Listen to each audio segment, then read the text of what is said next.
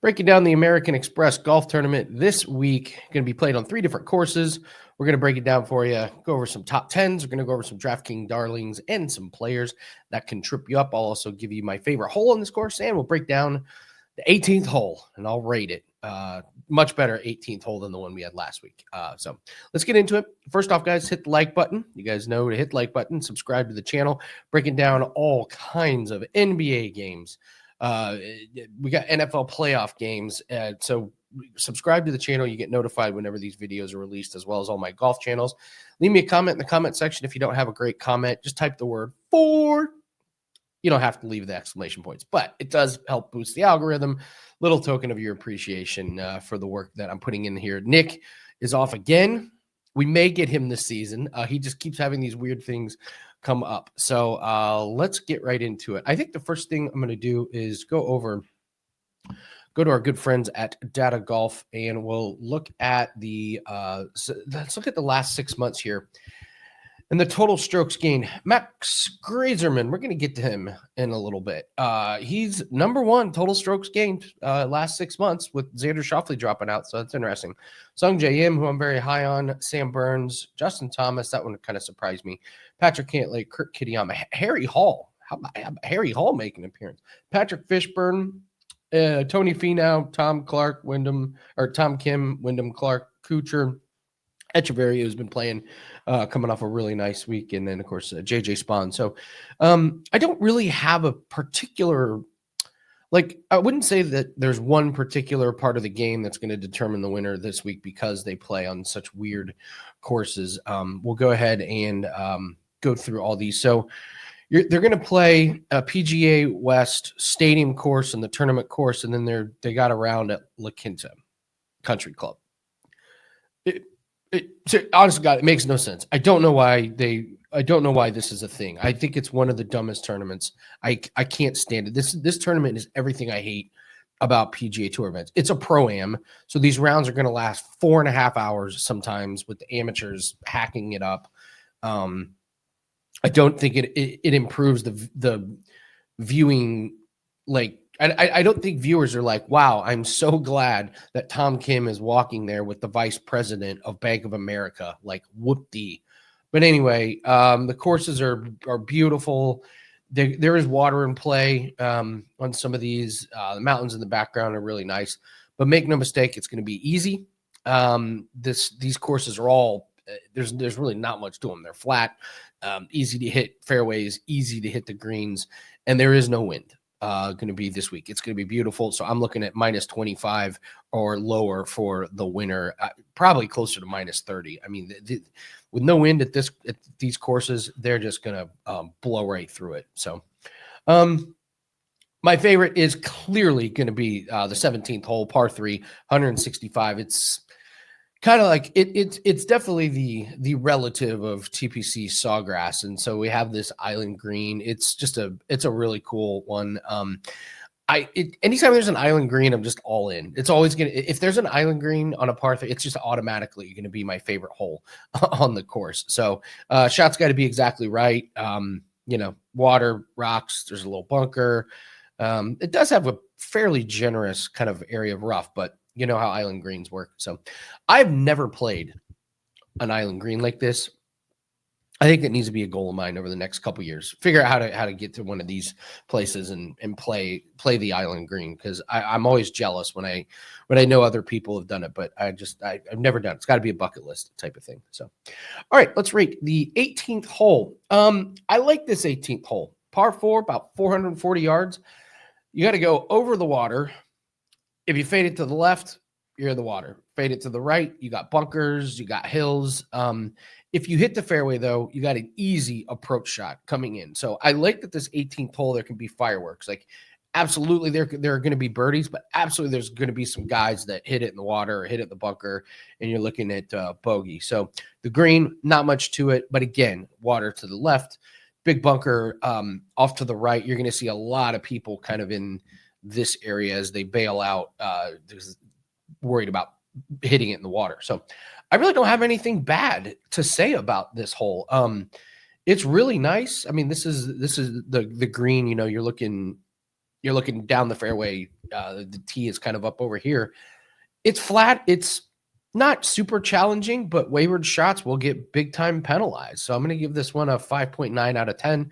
It does fit the course pretty accurately. Shorter, flat. If you hit a good tee shot, you're looking at a birdie. So I don't have any complaints about the 18th hole. I wish it was a little bit harder, but pardon the pun, it's par for the course. So, all right, let's take a look at players that can trip you up. And I'm going to start with my guy, Wyndham Clark. So there's not a ton of big names playing at this tournament. I just think he's going to pop up. We saw him on TGL. I just don't see it with this guy. He was 15th at the Century. That's blah. He finished 39th and 50th here the last 2 years, and he's only 11th in the last 6 months total strokes gained. That's just not a lot of upside here. He has, in his last 12 tournaments, he has as many missed cuts as he does top 10 finishes.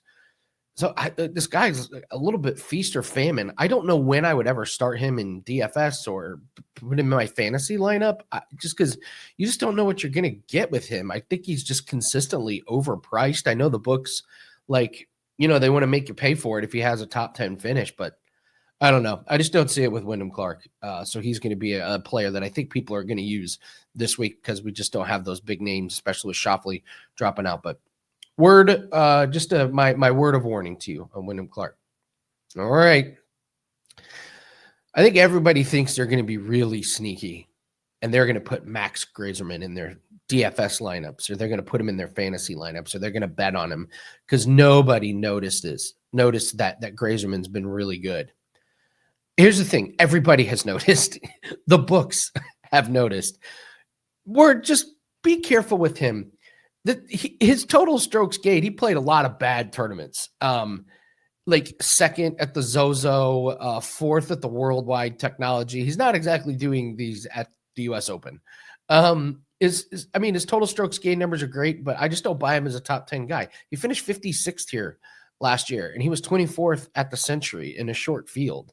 I think everyone is going to think I'm going to be really sneaky, and I'm going to be the only one that has noticed that Max Grazerman's playing good, and I bet he trips a lot of people up.